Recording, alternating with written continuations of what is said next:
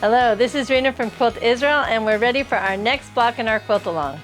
And here it is. This block is known as the monkey wrench. It's also known as the turn dash, and I don't know what other names it has. What I like about this block is we get to use our strip piecing knowledge from last week, as well as learn how to make 2 at a time half square triangles and make a 9 patch. Well, I hope you enjoy.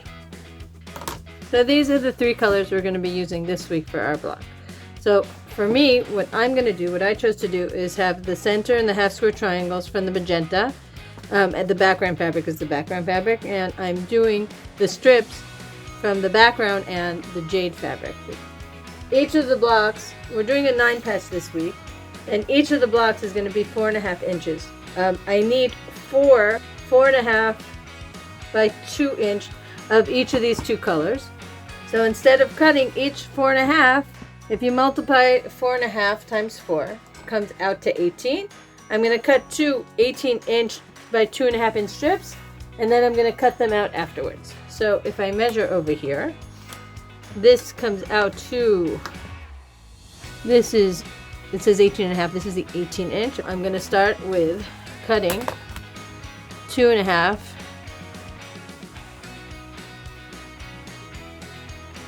a 2.5 inch strip out of this.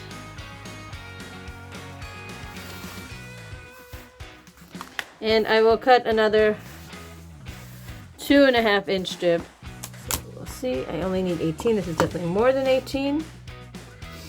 But it also includes selvage, so I want to have a little extra anyway. So I will cut out the 2.5 inch strip. Now, turn these around.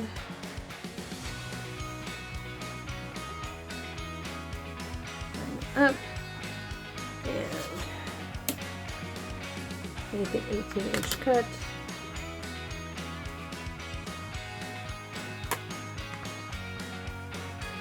And I'm going to be a little generous, and I'll clean it up afterwards, because just in case.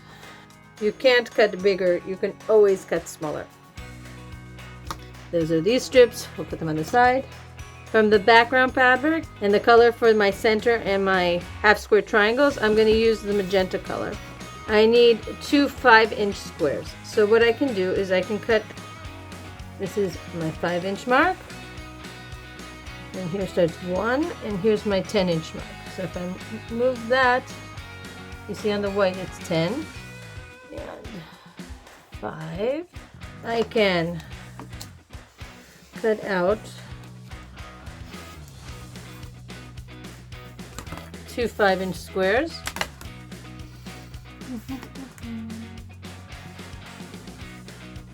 Okay, those are the 2 5-inch squares I need, and I also need 2 5-inch squares from the background.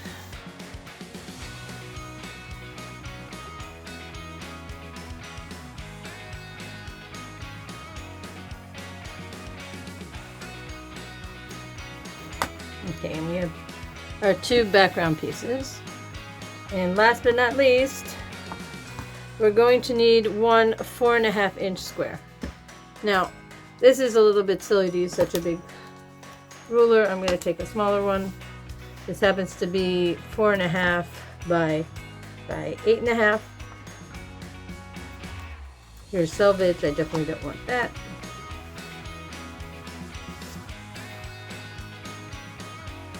Now that we have all of our pieces cut, we're going to mark our squares so that we can make half square triangles. There are a few different ways to do this. One way to do it, I line it up from the point here to the point at the bottom.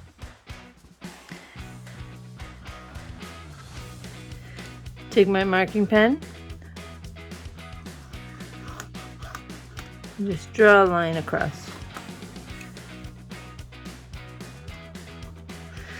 This is a registration line that I'm going to be sewing a 1/4 inch on either side. With the 4-in-1 half square triangle ruler, what I want to do is I want to take this marking over here, and this is where I'm going to line it up to the 2 points of the square. And I'm going to draw here from top to bottom. This is going to be, instead of just a line to draw a 1/4 inch, these two lines here, these are the lines that I'm actually going to sew from top to bottom. Take them to the sewing machine.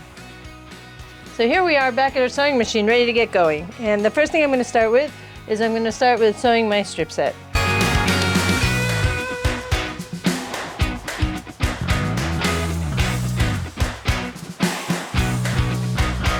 The strip set is done.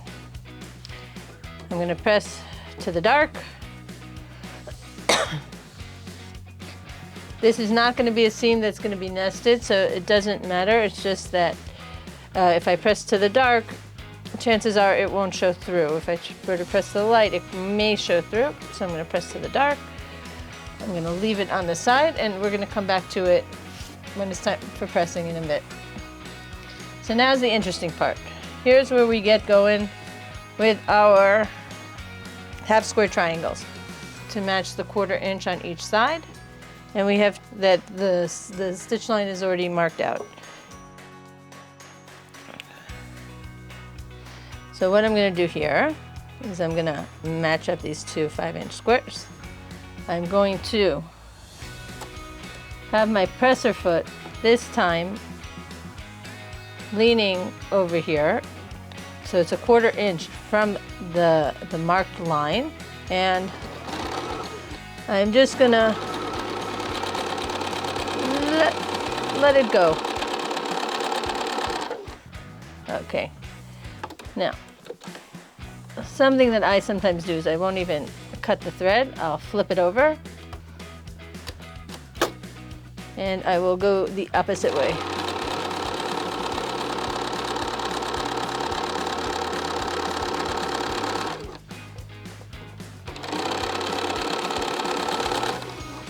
Okay. First block is sewn. Now, if I want to do it with the ones, these can also be, by the way, pinned. If you're worried about it moving around, you can obviously also pin these two parts together, the dark and the light. So in this case, I can just go follow the line that I marked as a seam line.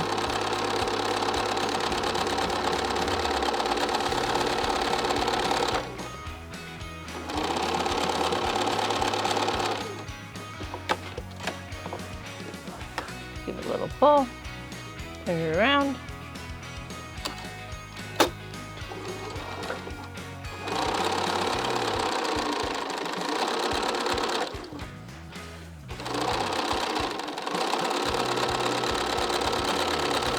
Okay. And here it is sewn on the lines. So here we are with our two squares that we're going to create from this half square triangles. So the first thing I want to do is I want to cut from corner to corner on both of these, and I can use whichever tool I want. Just have to line up the corners.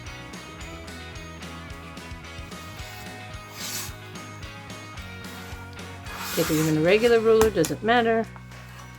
Just corner to corner. And now what we're going to do is we're going to have to square them off. So these are our 4 unopened half square triangles. Eventually we're going to press them open. The first thing I'm going to do is I'm going to want to I'm going to show you 2 different methods. So what I'm going to do is I'm going to take 2 of these and I'm going to square them up. So with this ruler, which is a half square 4-in-1 triangle ruler, what I can do, if I take the seam allowance off, my block will be 4 inches. So I will put the dotted line on the 4-inch mark, which is the finished size of the block, not including seam allowance. And I can just take off the itty bit that's left, and then when I press it open, it'll be 4.5 inches So I'm going to do that with 2, and with the other 2, I'm going to show the other method of squaring up your triangles. Just to show again, I'll put it on the line here, up one side and down the other. And my half square triangle is squared.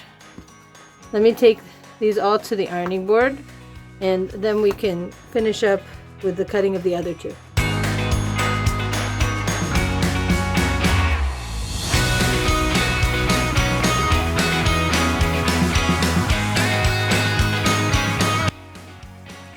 Okay, so we're back at the cutting board again. And so the first thing I want to do is, for these, just to finish it off, I'm going to just cut off the feed dogs.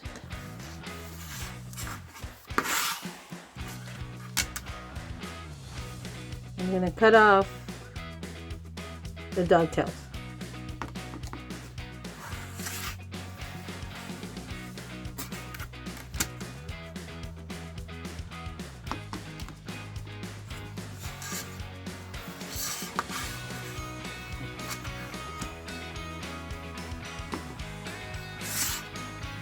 Okay. So another way that you can square up your 4.5-inch triangles is you can use a regular ruler. Most rulers, so here this happens to be an old OmniGrid ruler that I have. I put on some grip dots so that it won't move around. Most rulers will have a 45-degree angle across. So what we're going to do is we are going to do our best to match that line in the middle to the center of the block. And we're going to give, once again, up and across. And then we're going to flip and do the same thing the opposite direction.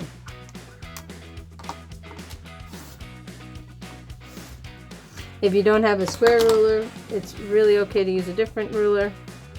For instance, this happens to be a 4.5-inch by an 8.5-inch ruler. Here I can see 4.5. Yeah. We'll go ahead.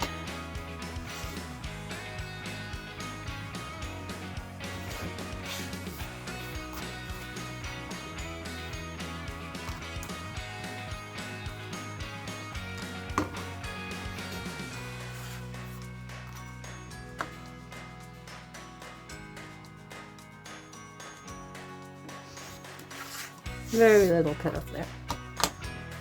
Okay, so we now have this part of our block, and now we have to cut out these 4.5-inch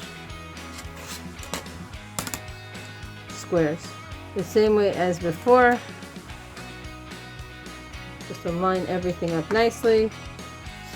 That's one.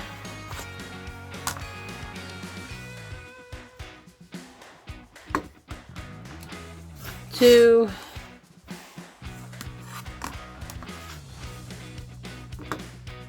Three.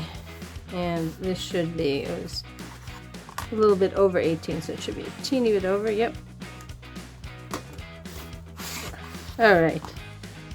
So now it's time to build our block.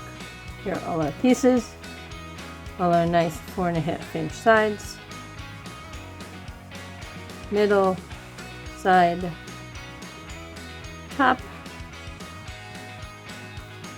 other side, bottom,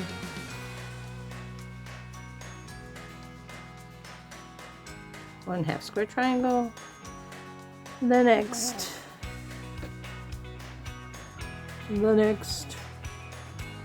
and last but not least.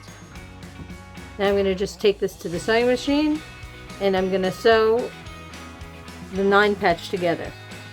Once again, I'm going to sew it in pairs. I'm going to do this pair, and this pair. I'm going to start at the top, and I'm going to sew my way down.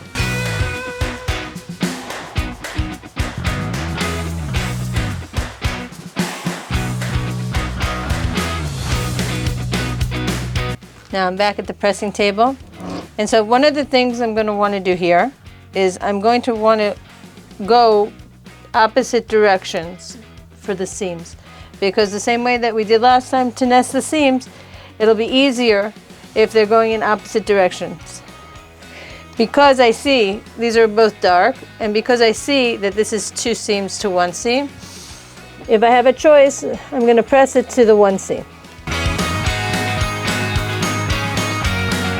I'm going to keep it all together,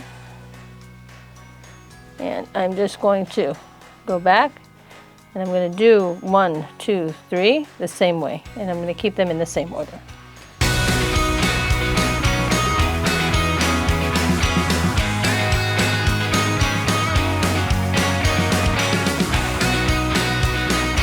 The same thing for pressing these last 3. I'm going to go this way, and this way.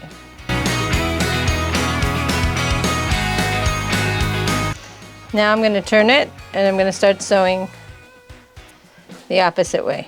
So these are already ironed so that the seams nest. They're connected, so I'm not going to put them in the wrong direction.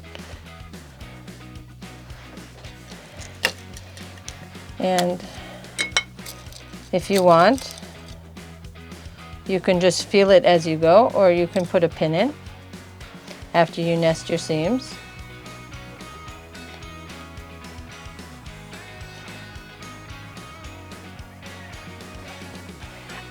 When I pin, I don't put it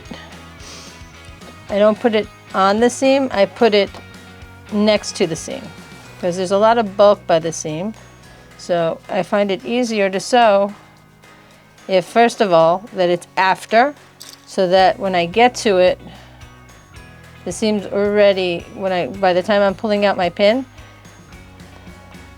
it's already sewn down.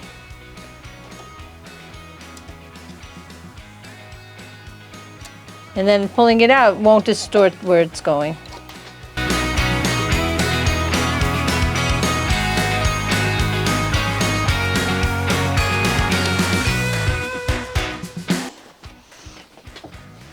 And the block is done. All I'm going to do now is I'm going to take it to the ironing board and give it a final press. So the monkey wrench block is done. I hope you had as much fun as a barrel of monkeys. If you found this video useful, please give it a like. You can click here to see the other videos in the quilt along. And don't forget to subscribe. Thank you so much.